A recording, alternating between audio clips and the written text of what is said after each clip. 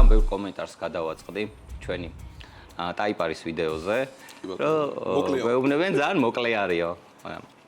რატო არის მოკლე? მოდი ჯერ შენ თქვი და მე მეც ვიტყვი. მოკლედ ვიდეოში იმდენი ბარბარიზმი მქონდა. აი ძალიან ბევრი. რო დავჯექით, მე და გიორგიმ რო უყურეთ, მე თქმა უნდა ამოვიდეთ. აი ჩვენი თავის შეგრცხვა რა, პირდაპირ რო ვთქვა. კი, იმიტომ რომ ანუ ჩვენი ენა ქართული არის საკმაოდ მრავალფეროვანი და გვაქვს იმის საშუალება და ფუფუნება, რომ ყველაფერს დაუძახოთ ქართული სახელი. ანუ თავიდან რო უყურეთ, რამოდენიმეჯერ უყურეთ ამ ვიდეოს, იმიტომ რომ გადაღების პროცესში ვერ უყურებ რა ფაქტიურად რას იღებ და როგორ იღებ, იმიტომ რომ პატარა ეკრანი აქვს კამერას და მოუხერხებელი არის. ამიტომ როდესაც ანუ გადაღება რჩება ხოლმე კომპიუტერში უყურებთ ხოლმე ამ ყველაფერს და აი იმდენად ცუდად მოხდებოდა ეს ბარბარიზმები, რომ აი მე თვითონ მეწყინა ჩემი თავის რომ მეთქი რატო. მოდი მაყურებელი კარგად რომ მიხვდეს, ვანახოთ ახლა ეს ვიდეო. კი, ვანახოთ აუცილებლად. თან ძალიან საინტერესო რაღაცას ხსნიდი რა, რაც ალბათ ყველას აინტერესებდა და აი ზუსტად მაგის ამოჭრა მოგვიწია რა. აი, მოდი ვნახოთ და დავუბრუნდებით ისე. საუბრობდით ვიტეკის კულაჩოკზე და ზოგადად სისტემაზე. უმარტივესი სისტემაა.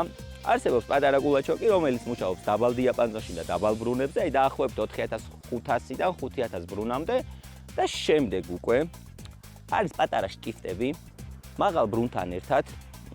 აი აქ არსებობს პატარა სოლენოიდი, რომელიც ქმნის, D-სერიაზე ვარ მიჩვეული, ორვალიან სასაკ აქვს. ეს ქმნის ზეთის წნევას, ჭედავს ამ შტიფტს, ასე ვთქვათ, და მოქმედებაში მოდის დიდი დაკუნთული კულაჩოკი, რომელიც აღებს ძალიან მაღლა კლაპანს.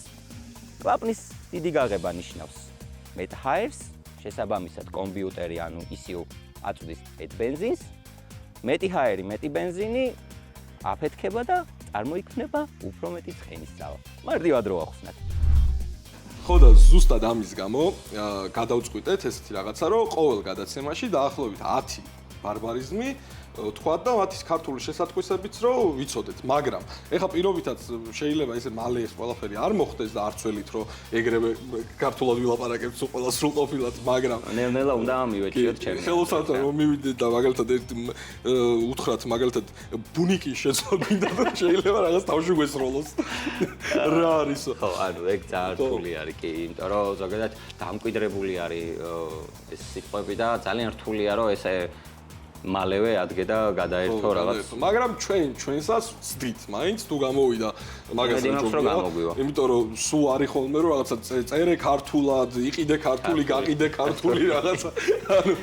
ჩვენ ახლა საავტომობილო გადაცემა ვართ, ჩვენც ასე ვთქვათ, ვისაუბროთ ავტომობილებზე ქართულად. კი ბატონო, მოდი დავიწყოთ მაშინ ესე რაღაცა.